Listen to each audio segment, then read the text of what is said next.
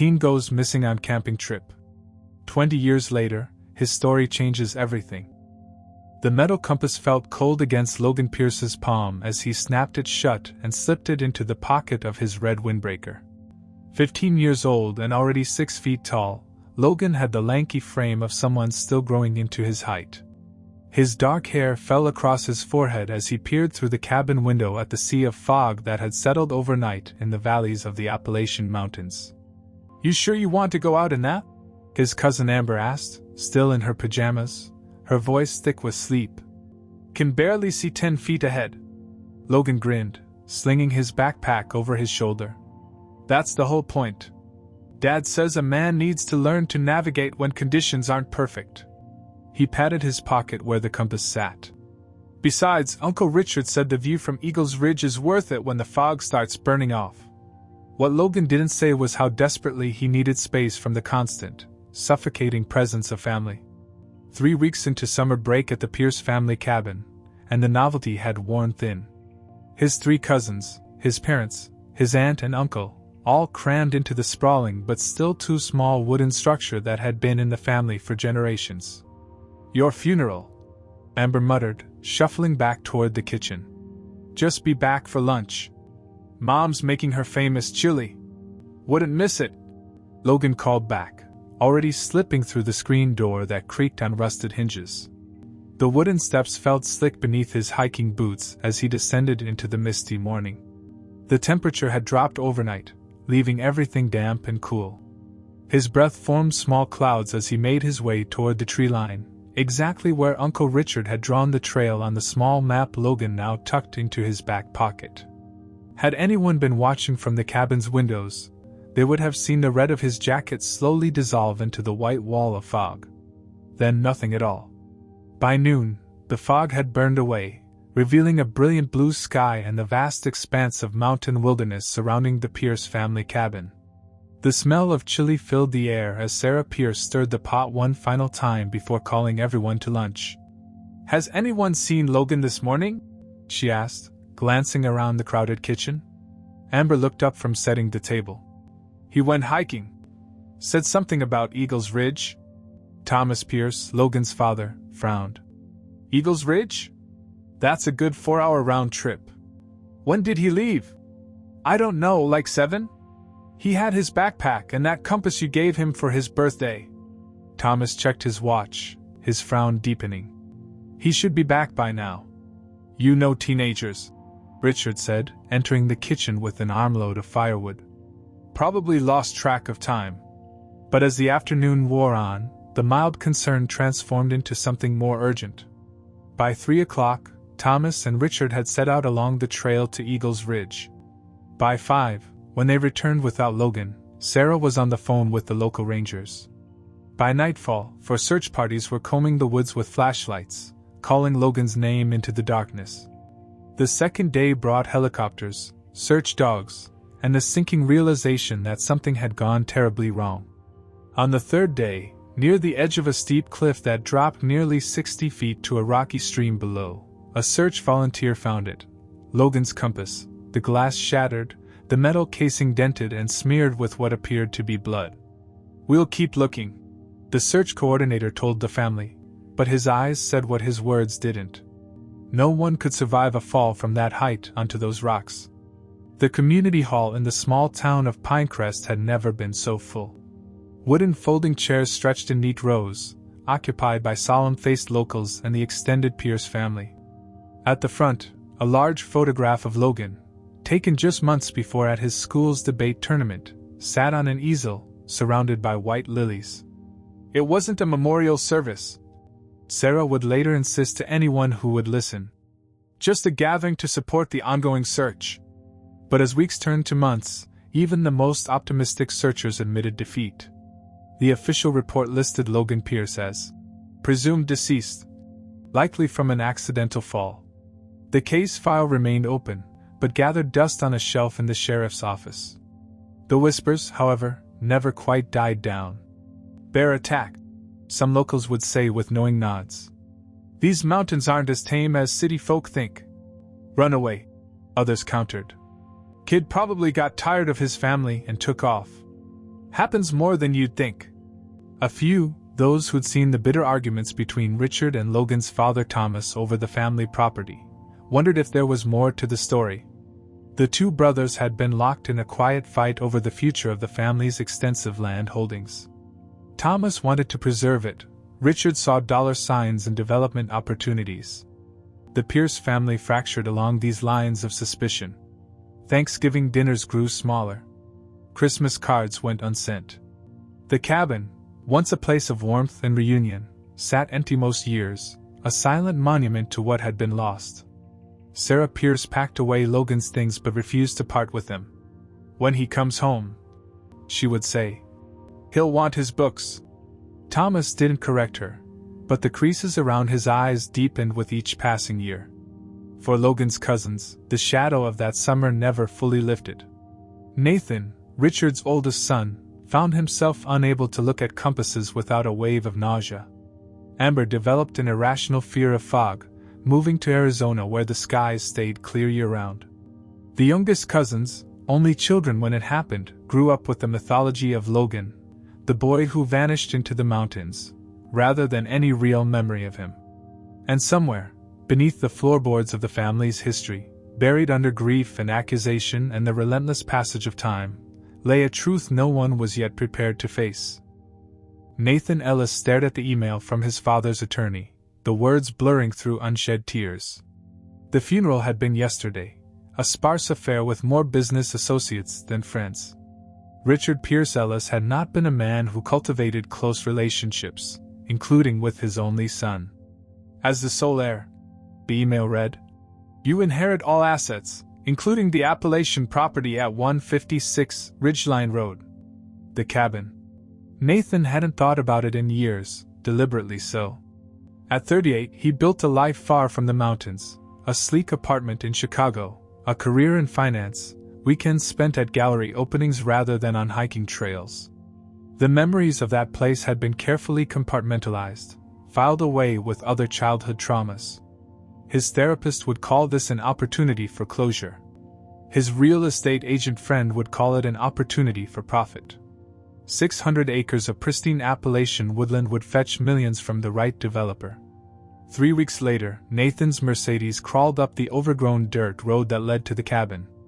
20 years of neglect had transformed the once-maintained path into something wild and resistant. Much like his memories, Nathan thought grimly. The cabin itself stood in surprising defiance of abandonment. The roof had held, the stone foundation remained solid. Only the porch had begun to sag, like an old man's shoulders bearing the weight of too many secrets. "It's not as bad as I expected," Nathan told the local contractor who'd agreed to meet him there. "What are we looking at for renovations to get it market ready?" The contractor, Brad something, whistled low. "Structure's sound. Mostly cosmetic work. New kitchen, update the bathrooms, replace some windows. 6 weeks, maybe 8. "Do it," Nathan said, signing the estimate without haggling. "I want to be done with this place by summer." That night, alone in the cabin with only the sounds of the forest and his own thoughts for company, Nathan opened the bottle of whiskey he'd brought. His father's voice seemed to echo through the empty rooms. "A man faces his demons, Nathan. He doesn't run from them." Rich advice from a man who'd spent his life running, Nathan thought bitterly. Running from responsibility, from family, from whatever had happened here 20 years ago with Logan. Sleep came fitfully, haunted by dreams of foggy mornings and broken compasses. Nathan woke at dawn, determined to accelerate the renovation process. He'd start by cataloging what could stay and what needed to go. The kitchen cabinets were hopeless, warped from humidity and outdated even 20 years ago. Nathan began emptying them methodically, placing chipped dishes in boxes marked "Donate" and rusted utensils in bags marked "Trash." It was behind the pantry shelving that he first noticed it, a slight difference in the wood grain of the back wall. Pressing his palm against it, Nathan felt a subtle give that shouldn't have been there. He pushed harder, and a section of the wall swung inward with a groan of unused hinges. Behind it lay another door, this one metal, with a heavy padlock so corroded it crumbled in Nathan's hand when he touched it. "What the hell?" he muttered, reaching for his phone's flashlight. The beam illuminated a narrow staircase descending into darkness. A root cellar, perhaps, though none had been mentioned in the property records. Nathan descended carefully, each step creaking beneath his weight. The air grew colder, damper, and carried a metallic tang that made his stomach clench. At the bottom, the flashlight revealed a space roughly 10 by 12 feet. Unlike the crude dirt floors of most root cellars, this one had been poured with concrete. The walls, too, showed unusual reinforcement. Steel bars ran from floor to ceiling at regular intervals. "This isn't a cellar," Nathan whispered. "It's a cage." His flashlight caught something in the corner, a pile of fabric. Nathan approached slowly, his heart hammering against his ribs. A shoe. Then another. Both small, designed for a teenager. The brand had been popular 20 years ago. On the far wall, near floor level, something had been scratched into the concrete. Nathan crouched, angling his light to read what appeared to be dates, tallies, and a name, etched with desperate precision, Logan. Nathan stumbled backward, hitting the wall behind him. His phone clattered to the floor, the light spinning crazily across the room before illuminating one final, damning piece of evidence. A moldy, water-damaged journal, its leather cover embossed with the initials LP. His hands shaking uncontrollably, Nathan reached for it. The universe seemed to hold its breath as he opened to the first page and read. Nathan's hands wouldn't stop shaking. 3 days had passed since he discovered the cellar, and he'd barely slept, barely eaten. The journal lay on the kitchen table, a malevolent presence he couldn't bring himself to read beyond that first horrifying entry. He'd called the police, of course. A bored deputy had come out, taken photographs, written notes. "Not much we can do with this," he'd said, flipping through the water-damaged pages. "Statute of limitations on false imprisonment is long expired, and Richard's finished anyway." He'd seemed more annoyed at the paperwork than moved by the implication that a 15-year-old boy had been locked underground. That night, Nathan Googled Logan Pierce disappearance and fell down a rabbit hole. Most articles were short, formulaic. Local boy goes missing, presumed deceased. But one series stood out.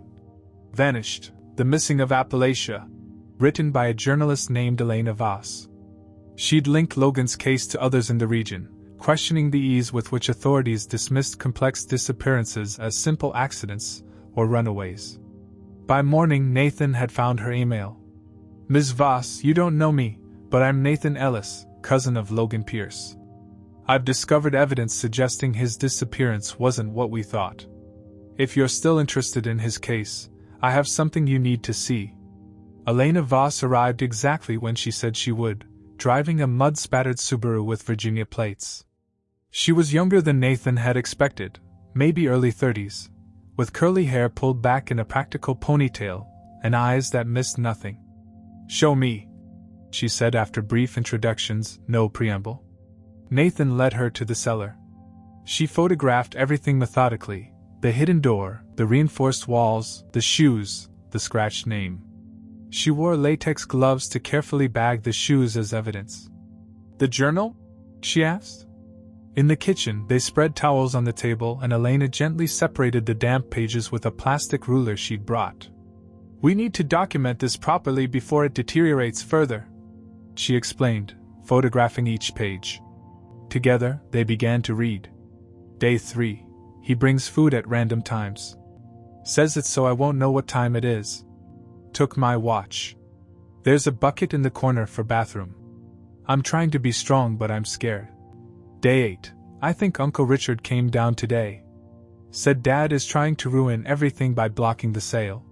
Says I'm leverage. I don't understand. When I said they must be looking for me, he laughed. Said they found my compass by the cliff and think I have passed. Day 12. The scratching sound is back. In the walls. Mice maybe? Or rats? I'm trying not to think about it. Page by page, Logan's confinement unfolded. His attempts to reason with his uncle. His prayers that someone would find him. His growing desperation as weeks passed. Day 25. Uncle R says Dad has agreed to sign something. Says I can go home soon. I don't believe him anymore. Nathan pushed away from the table, bow rising in his throat. My father did this. My father imprisoned a child. Elena's face remained professionally neutral. The question is, why? And what happened after? They returned to the journal, but the final pages were so water-damaged that only fragments were legible. Scratching louder, think I can, loose board behind, if I can just. The final entry was a single line, the handwriting shaky but determined, I'm getting out tonight. He escaped, Elena said, eyes shining with the revelation. Somehow he got out. But he never came home. Nathan countered. Never went to the police. Why? Elena carefully closed the journal. Fear, maybe. Trauma. Or he didn't survive whatever came next. Nathan finished grimly. They sat in silence, the weight of 20-year-old secrets pressing down on them. Finally, Elena spoke. There's more to this story than a family property dispute. Your father was on the verge of a major land development deal back then. The local papers covered it. But it fell through suddenly. And Logan's father, my Uncle Thomas, was the obstacle? Nathan asked. Partly. But there was also an environmental survey that found endangered species on the land. Development would have been impossible without significant modifications. Elena pulled out her laptop, showing Nathan old news clippings. The timing aligns perfectly with Logan's disappearance. So my father locked up his nephew to force a signature then. Nathan couldn't finish the thought. Then something happened that wasn't in his plan. Elena completed softly. Logan escaped. Nathan stood abruptly, pacing the kitchen. We need to know what happened to him after. If he's still alive. If he's alive, he's been living with this for 20 years, Elena said. And he might be the only one who knows the whole truth. How do we find someone who doesn't want to be found? Nathan asked. Elena's article, titled, The Boy in the Cellar, The True Story of Logan Pierce, hit the digital landscape like a lightning strike. Within hours, it had been shared thousands of times, picked up by national news outlets, and spawned dozens of Reddit threads dissecting every detail. The photographs of the hidden cellar, the shoes, and the journal excerpts created a visceral connection that transformed a 20-year-old cold case into breaking news. Nathan had insisted on including his personal phone number in the article. If Logan's out there, he'd said, I want him to be able to reach me directly. But as his phone exploded with calls from media outlets, true crime podcasters, and amateur sleuths, he began to regret that decision. Nothing useful so far, he told Elena over coffee at the local diner, 6 days after publication. Dark circles rimmed his eyes. Though I did get a fascinating theory about Logan being abducted by aliens. Elena smiled thinly. The sheriff's office has received 17 tips claiming Logan sightings in 12 different states. They're following up, but... She shrugged. False leads were an expected part of any high-profile case. What if he doesn't want to be found? Nathan asked, voicing the fear that had grown with each passing day. What if we've just reopened wounds that had finally healed? You don't believe that, Elena said quietly. Neither do I. Their conversation was interrupted by the diner's bell as Sheriff Dawson pushed through the door, scanning the room until he spotted them. His expression was unreadable as he approached. Mr. Ellis, he said, nodding to Nathan. Ms. Voss. Might want to wrap up breakfast. There's someone at the station I think you should meet. The drive to the sheriff's station passed in tense silence. Nathan's mind raced with possibilities. A witness? A confession? Someone with knowledge of what had happened after Logan's escape. The station was a small brick building that doubled as the county courthouse. Sheriff Dawson led them through the bullpen of desks to a private conference room at the back. He came in about an hour ago, Dawson said, hand on the doorknob. Wouldn't talk to anyone but you two. Nathan's heart hammered against his ribs as the door swung open. The man sitting at the table was thin, almost gaunt, with the weathered complexion of someone who spent most of his time outdoors. His dark hair was streaked with premature gray, cropped close to his scalp. He wore a flannel shirt despite the summer heat, and his hands, resting flat on the table, bore the calluses of manual labor. But it was his eyes that Nathan recognized instantly. The same deep-set, watchful eyes that stared out from the photographs of 15-year-old Logan Pierce. "Hello, Nathan," the man said, his voice rusty, as if unaccustomed to use. "It's been a while." Nathan couldn't speak, couldn't move. Elena stepped forward, professional instincts taking over where personal ones failed. "Mr. Pierce? I'm Elena Voss." "I know who you are," Logan said. "I read your article." He slid a folded printout across the table. It was creased and smudged, as if it had been read multiple times. "Accurate, mostly." Nathan finally found his voice. "Logan, we thought you were no more." A mirthless smile flickered across Logan's face. "For a while I was." Sheriff Dawson cleared his throat. "Mr. Pierce has agreed to give a formal statement, but he wanted to talk to you first. I'll be outside if you need me." The door closed softly behind him. Logan studied Nathan, his gaze unsettlingly direct. "Your father died." It wasn't a question, but Nathan nodded anyway. 3 weeks ago. "Heart attack." "That's why I'm here," Logan said simply. "As long as he was alive, I wasn't coming back." The implications of that statement hung in the air between them. Elena, ever the journalist, asked the question Nathan couldn't bring himself to voice. "Where have you been all this time?" Logan leaned back, his eyes fixed on some middle distance as if seeing the past play out before him. "After I got out of the cellar, I ran. Not toward the cabin or town, I knew that's where Uncle Richard would look. I went deeper into the woods, following a creek so I wouldn't leave tracks." He recounted his escape in a detached, factual tone that made the horror of it all the more palpable. How he'd discovered that the scratching noise he'd heard was actually tree roots growing through a weak point in the cellar wall. How he'd worked loose a small section of concrete, then spent days clawing at the dirt beyond it, making a tunnel barely big enough to squeeze through. How he'd emerged, filthy and half-starved, into a moonlit forest with no idea which direction meant safety. "Third day, I collapsed from exhaustion. That's when Marcus found me." "Marcus?" Elena prompted, recording every word on her phone. "Marcus Holt.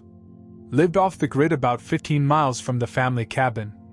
Vietnam vet who wanted nothing to do with society anymore. He thought I was a runaway at first, which I guess I was, in a way." A softness crept into Logan's voice. "He saved my life. Nursed me back to health. Taught me how to live off the land." "Why didn't he take you to the authorities?" Nathan asked, unable to keep the edge from his voice. Logan's gaze hardened. "Because I begged him not to. I told him what happened, who did it. He understood something you might not, Nathan. I thought my entire family was in on it." The accusation landed like a physical blow. "What?" "No, we..." "Think about it," Logan interrupted. "I vanish. A few days later, my compass shows up by a cliff, conveniently broken and bloodied. Everyone just accepts that I must have fallen. No body, no real investigation. Just a quick consensus that the problem child was gone." Elena leaned forward. "You thought they wanted you gone?" Logan nodded. "Richard told me things while I was in that cellar. Said my father had agreed to his terms. Said the family had moved on. I believed him." His voice cracked slightly. "I was 15, traumatized and terrified. So when Marcus offered me a way to disappear for real, I took it." Nathan struggled to process this revelation. "But your parents, they were devastated. They never stopped hoping you'd come home." A shadow passed over Logan's face. "I know that now. Too late to fix it, though. Mom died thinking I was finished, and Dad..." He trailed off. "Marcus went into town occasionally for supplies. He kept track of news. After a few years, he told me my mother had passed. Cancer. By then, I'd built a new life. New identity. What made you decide to come back now?" Elena asked softly. The Pierce family cabin had never felt smaller than it did that afternoon. Logan stood in the living room, his posture rigid as he took in the place that had once been a second home, now a crime scene in his personal history. Nathan watched his cousin move through the space like a ghost, revisiting its haunting grounds. "You've changed it," Logan observed, running his fingertips along the mantelpiece. "Dad renovated after." Nathan trailed off. "After you disappeared," hung unspoken between them. Logan nodded, his face unreadable. "I want to see it." They descended to the cellar in silence. Logan's breathing grew shallow as they reached the bottom of the stairs, but his expression remained determinedly blank. He circled the small space methodically, touching the walls, crouching to examine the spot where he had tunneled out. 20 years, he murmured, and I can still smell it. Nathan stood awkwardly by the stairs, an intruder in Logan's nightmare. "Logan, Don't say you're sorry." Logan cut him off. "You were a kid too." His eyes, when they met Nathan's, held no accusation, only a deep, profound weariness. It was him. Only him. The sound of a car door slamming pulled them from the moment. Elena had arrived with the documents she'd promised, the results of 2 days' frantic research through county records, old newspaper archives, and business filings. They gathered around the kitchen table, the place where Nathan had first read Logan's journal. Now it became a command center, with Elena spreading out papers in meticulously organized piles. "I've been piecing together what was happening in 2005. She began, tapping a stack of documents. Richard Pierce Ellis was heavily leveraged in a development deal called Appalachian Horizons. Luxury vacation homes, a golf course, the works. Dad talked about that project for years," Nathan recalled. "His big swing that never happened." Elena nodded. "Because it needed the entire family acreage to be viable. The property was held in a complex trust established by your grandfather, requiring all adult family members to approve any sale or development." Logan leaned forward. "And my father refused to sign. More than that," Elena continued, sliding forward a yellowed newspaper clipping. "Thomas Pierce was organizing environmental surveys, meeting with conservation groups. He'd found evidence of endangered species on the property, red-cockaded woodpeckers and Indiana bats. Either one would have triggered federal protection." Nathan studied the clipping, which showed his Uncle Thomas standing with wildlife biologists near the cabin.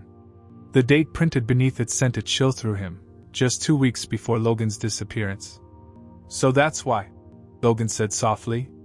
"My dad was the obstacle to Richard's millions." Elena wasn't finished. She produced a thick legal document stamped with a notary seal. "This transfer of rights was filed 3 weeks after you disappeared, Logan. It gave Richard control of Thomas's voting rights in the family trust. Effectively, your father surrendered his opposition to the development." Nathan took the document with trembling hands. His father's signature was on every page, alongside Thomas Pierce's shaky scrawl. "He used you as leverage," he whispered. "Kidnapped his own nephew to force his brother to sign." Logan's face had gone pale. "And then I escaped before he could release me. Before he could make it look like I'd just run away and come back." The three sat in silence, the full weight of the revelation settling over them. Finally, Nathan spoke. "There's something I don't understand. If Dad got what he wanted, the signed agreement, why didn't the development go forward?" Elena pulled out one final document, a letter from the U.S. Fish and Wildlife Service dated 6 months after Logan's disappearance.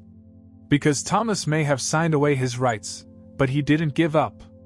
He went directly to federal authorities about the endangered species. They conducted their own survey and declared a significant portion of the land protected habitat. So Richard got nothing," Logan said, a bitter satisfaction in his voice. "Worse than nothing," Elena added. "The documents show he was already heavily invested. The protection designation triggered a financial cascade that nearly bankrupted him." Nathan rubbed his temples, memories rearranging themselves into a new, horrifying pattern. "That's when we moved away. Dad said it was for a better job, but we left in the middle of the school year. Left most of our furniture behind. He was running," Logan said flatly. "From the consequences." Nathan agreed. And from what he'd done to you. Logan stood abruptly, walking to the window that overlooked the mountains. All these years, I thought my father had abandoned me. That he'd made some devil's bargain with Richard. His voice cracked. Instead, he was fighting for me the only way he could. Nathan approached his cousin cautiously. Logan, there's more. About my father. He swallowed hard. The heart attack that finished him, it happened the day after he received a certified letter from Thomas's attorney. My uncle was dying, cancer, and his final act was to hire investigators to reopen your case. Logan turned, shock written across his face. My father knew I might be alive. He never stopped believing it, Elena said gently. According to his attorney, he'd spent years following up on reported sightings. The letter to Richard was a bluff, claiming to have new evidence, hoping to pressure him into a confession.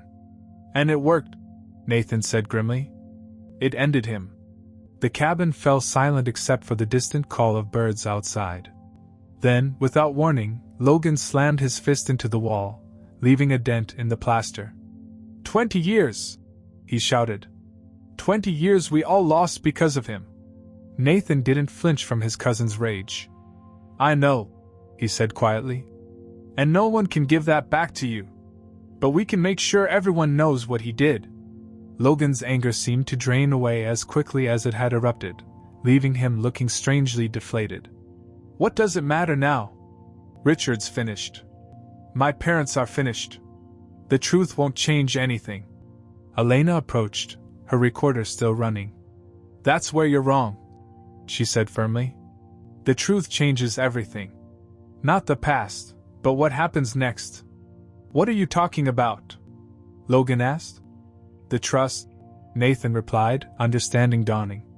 The agreement my father forced your father to sign. If it was obtained through criminal means, it could be invalidated, Elena finished. Logan would be entitled to his full share of the family property, and any profits derived from it over the past 20 years. Logan shook his head.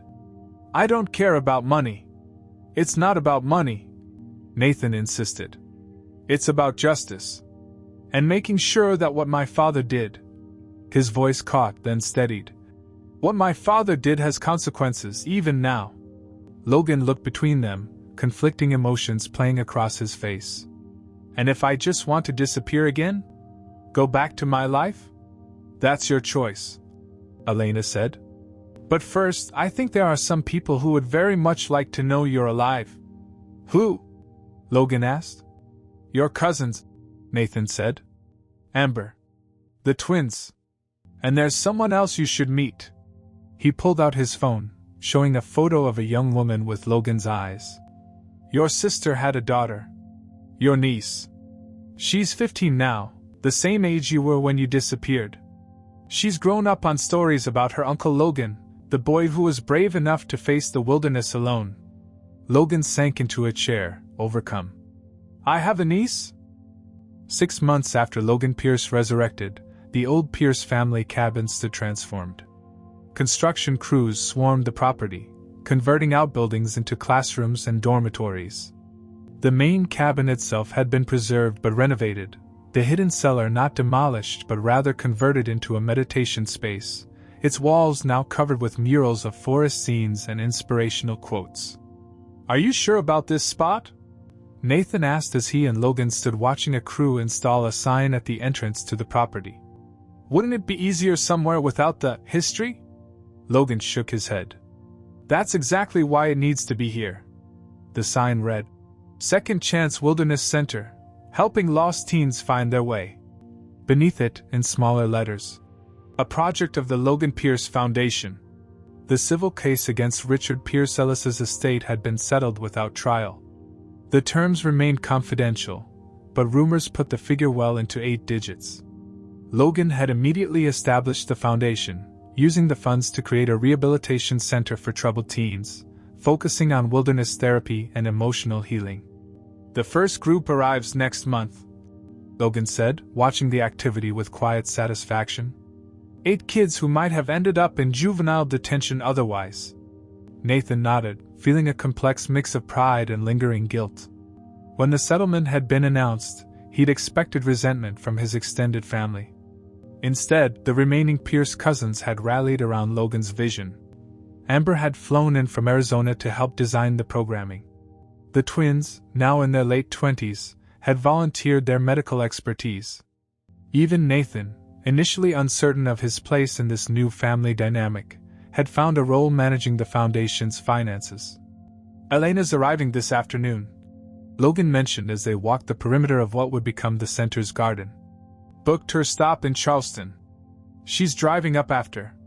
Elena's coverage of the case expanded into a book titled Buried Truths, The Logan Pierce Story, had spent 14 weeks on the New York Times bestseller list. More importantly, it had sparked a national conversation about inheritance disputes, familial abuse, and the failures of rural law enforcement to adequately investigate missing persons cases.